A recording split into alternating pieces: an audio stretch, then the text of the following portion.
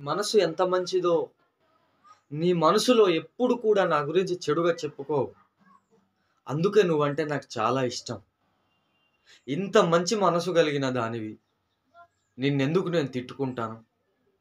నీ మనసులో ఎప్పుడు కూడా నా కొరకు చెడుగా నువ్వు ఆలోచించలేదు.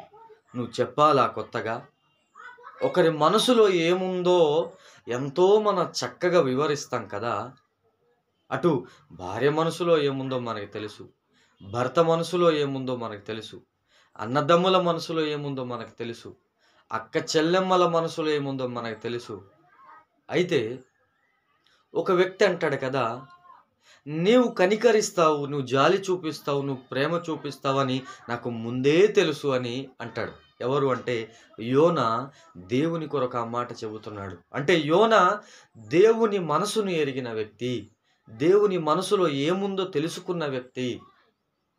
యోనా చెడ్డోడు, యోనా మంచోడు కాదు, యోనా అవిధేయత చూపుతాడని మనం అనుకుంటాం.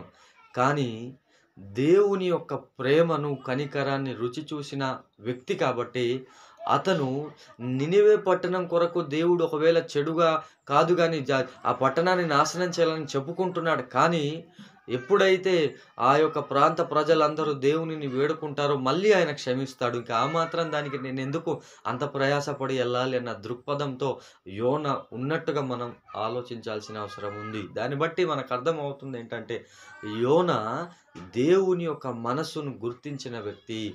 మనస్సులో దేవుని మనస్సులో ఏముంది? ఆయన ఎలా ఆలోచిస్తాడు? ఆయన ఒకరి గురించి ఏ విధంగా తలంపులు కలిగి ఉంటాడు అనేది యోనకు తెలుసు కాబట్టి యోన తర్షీషుకు ఎళ్ళడం జరుగుతూ ఉండింది. ఆ విధంగా దేవుని మనస్సును గ్రహించిన వ్యక్తులంగా భూమి మీద ఉండాల్సిన అవసరం ఉంది. దేవుడు దావీదు కొరకు అంటాడు కదా! దావీదు నా హృదయానుసారుడు అంటున్నాడు. దావీదుకి దేవుని మనసేంటో తెలుసు. దావీదు మనసులో ఏముందో దేవునికి తెలుసు. మన మనస్సు మన స్నేహితుడికి తెలియకపోయినా పర్వాలేదు. లేకుంటే స్నేహితుడు మనసులో ఏముందో నీకు తెలియకపోయినా పర్వాలేదు.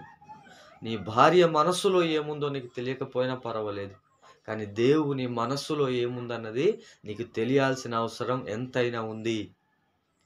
అప్పుడే నువ్వు ధైర్యంగా ఉండగలవు.